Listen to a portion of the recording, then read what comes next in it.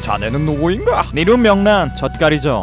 저번에 제가 명탐정 코난의 위대한 아버지들이라는 걸로 영상을 만든 적이 있습니다. 코난에는 대단한 아버지들이 많으셔서 여러 명의 아버지들을 소개했었죠. 자, 이렇게 위대한 아버지가 많다는 뜻은 그 아버지에 걸맞는 위대한 어머니도 있다는 뜻이 되는 겁니다. 그래서 오늘은 위대한 어머니들을 7명만 뽑아가지고 한번 순위를 매겨보는 시간을 가져보죠. 참고로 말해드리자면 지금 제가 매긴 순위는 매우 주관적이며 여러분들의 생각과 많이 다를 수도 있으니 미리 이 점 양해해주시면서 영상 봐주시면 너무 고마울 것 같네요. 위대한 어머니 7등은 하인성의 어머니 윤정화, 일본어로는 하토리 시즈카라는 분 되시겠습니다. 이분은 원작에서 활약했다고 할만한 건 딱 하나의 에피소드밖에 없었지만 그 한 개의 에피소드로도 위대하다고 할 수 있기 때문에 이렇게 7위라는 순위에 넣어봤습니다. 이분은 거짓말투성의 의뢰인이라는 에피소드에서 처음 등장했었는데 이 에피소드에서 범인의 칼을 부채로 잡아내는 걸 보여줍니다. 그리고 범인이 사실 그 칼로 피해자를 죽인 다음 자살하려고 했다는 걸 알아내자 당신 오늘 2명의 생명을 뺏을 뻔했다고 자신의 목숨이든 남의 목숨이든 소중한 건 똑같다 라는 명대사를 해줍니다. 이 한 장면으로 칼을 부채로 잡아내는 무력, 그리고 사람을 죽인 범인이지만 자살하려고 하는 걸 막아내며 생명의 소중함까지 알려주는 자비로움까지 보여줬죠. 여기다가 하인성을 어린 시절부터 비디오로 찍으면서 기록을 하고 있으며 자신의 아들이 요즘 유명한 이란 탐정과 같이 다닌다는 걸 알자 그 탐정이 어떤 사람인지 직접 보기 위해서 오사카부터 도쿄까지 오는 등 아들에 대한 사랑 역시 엄청나다는 걸 알 수 있습니다. 물론 제가 뽑은 위대한 7명의 어머니 중 제일 아래인 7등을 차지하긴 했지만 이 하토리 시즈카라는 인물이 10등에서 7등을 한 게 아니라 다른 어머니들이 더 위대한 사람이라고 생각했기 때문에 이렇게 7등이라 순위를 줘봤네요. 다음 위대한 어머니 6위는 메리사라입니다. 메리사라는 거의 코난급 비중을 가지고 있는 이상윤의 어머니이며 현재는 주로 세라와 함께 다니는 인물이십니다. 이분은 저번에 이상윤 가족 소개하는 편에서 자세하게 얘기했으니 간단하게만 얘기해드리자면 메리사라는 이상윤이랑 맞다이를 깔 수 있는 인물이며 영국 비밀정보국 MI6에 속해 있기도 하고 코난의 나비넥타이형 음성 표적을 가져와가지고 범인을 밝혀낸 적도 있으신 분입니다. 이렇게 육체적으로도 강인하시고 두뇌도 뛰어나신 분이라 비교적 낮은 순위인 6위에 넣은 이유가 궁금하실 것 같은데 이 새끼 때문에 장기 연재되고 있어가지고 6위에 넣어.